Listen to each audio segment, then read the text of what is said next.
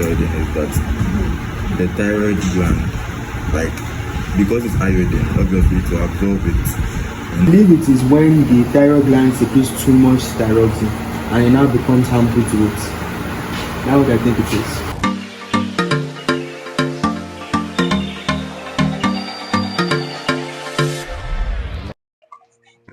Hello guys, and welcome to my Unity video. My name is Chris. I'm a third year medical student at the University of Cape Coast School of Medical Sciences. Today I'll be talking about PBL, which is problem-based learning. Probably some of you have heard of it, but many of you don't know what problem-based learning is. I want to share a little bit of what it is, and I'll share my experience of PBL. I took some videos in PBL, so I'll share it for you. PBL, what is PBL? PBL is an educational approach which is focused on learning and discussion of real-world problems, and it's dependent on independent learning. So it's mainly revolved around the students learning the things themselves. You understand? So they want students to get the deep knowledge of certain things. So they want students to go and do their own research, come back and share among themselves. And the lecturer just being a facilitator to facilitate what is going on, so that the students won't diverge and go into other topic areas which are not relevant to the current model. So what are the key features of PBL? One, PBL is student-centered. So PBL is revolved around students, and it's not like didactic lectures where the lecturers will come and teach. And two, PBL is a problem-solving approach. Every week we get a new problem to solve as a group, and we come together to solve it, and we present our problems to the whole class, our solutions to the whole class. Then it's in small group discussions, so we've been divided into about five or six groups in the class. So small groups of like 10 to 12 where we sit down to discuss, and it's easier that way so that the numbers won't create a lot of confusion. I don't know where I get it. After our first meeting, we go back to do our own research, then we come back to discuss what we talked about in the first meeting. So the first meeting is to discuss what is in the problem. So we use prior knowledge based on what we already know from previous modules, or maybe what you've learned in your life, then you apply to what you are discussing in the problem. But for the second meeting, you come back with evidence to prove what you said or debunk what you said from the first meeting. That's what makes it interesting. And PBL is also a form of integration of knowledge, because the problems are not just based on one topic. The problems contain disciplines like anatomy, physiology, and biology. So we have to talk about everything related to that problem. So we talk about the anatomy in the problem, the physiology, the psychology. In PBL also helps us to develop our skill.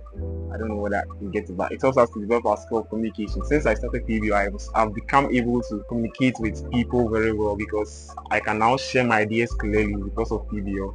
And the presentations also has helped me a lot. Yeah, it has helped me a lot, and it's very, very good. And that's why I'm making a video of it, to make you guys know how it is. In PBL, I've told you already that it's student-centered. So in every group, we are supposed to have executives for every meeting. A group can decide to have a set of executives for maybe 2 weeks or 3 weeks. But for my group, we change the executives every week, so that everybody will have a feel of what every position looks like.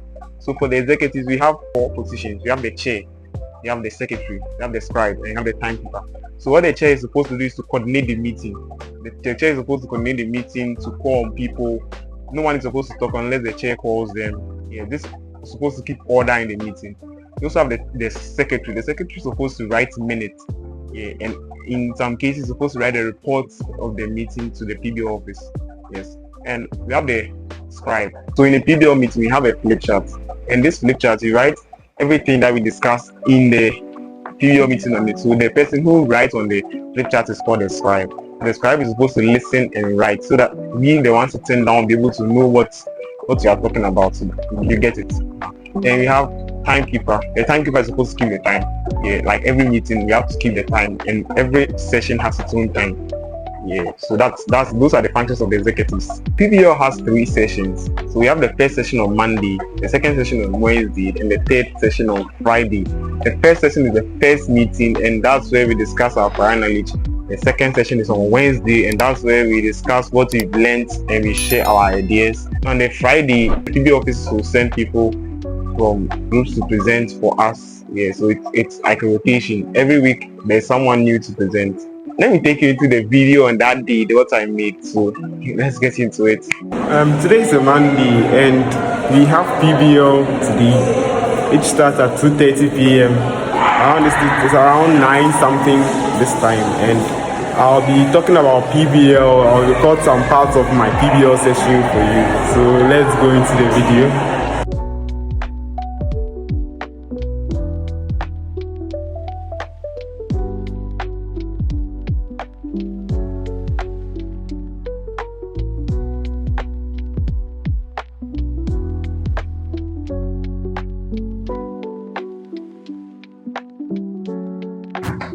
So these are my PBL group members, and we are sitting down preparing for our next PBL meeting.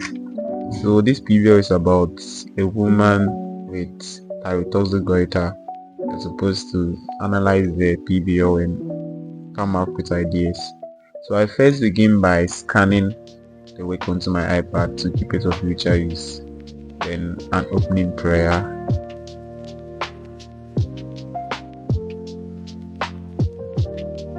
So next we are supposed to find the unknown words in the scenario.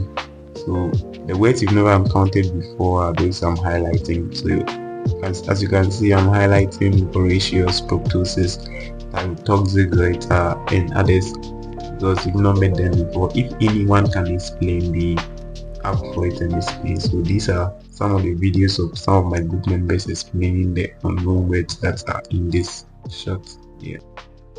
Yeah, so then I believe it is when the thyroid gland secretes too much thyroxine and it now becomes harmful to it. Now what I think it is. But aside,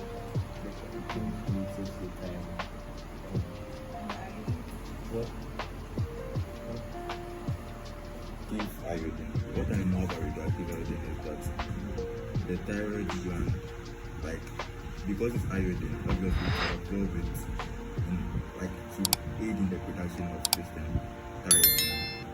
So as it absorbs it, this one is radioactive, so the iodine is going to give off radiation, which kind of like destroys the tissues of the thyroid gland. It's ideal for this. What's that? All those halogens are poisonous.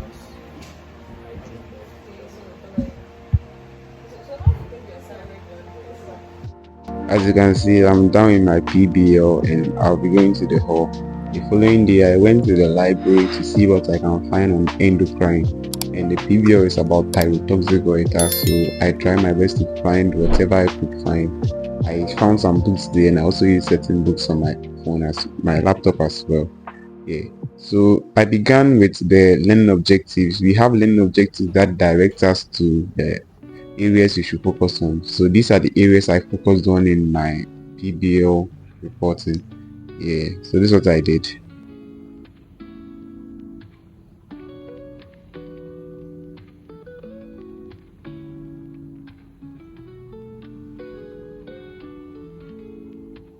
A few moments later.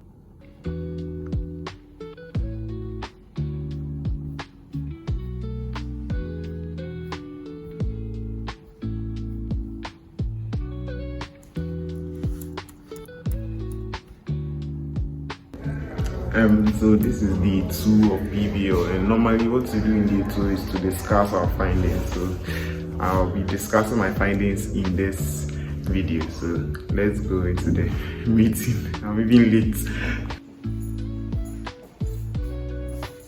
So fortunately, in this meeting, I was able to get a lot of videos because I was busy sharing information and it almost skipped me. But we shared a lot, we discussed a lot, and we learned a lot. And for presentation, it's on a Friday. But since there was an inter-hall athletic event, we weren't able to do it. So these are some of the videos from the inter-hall athletics. Enjoy.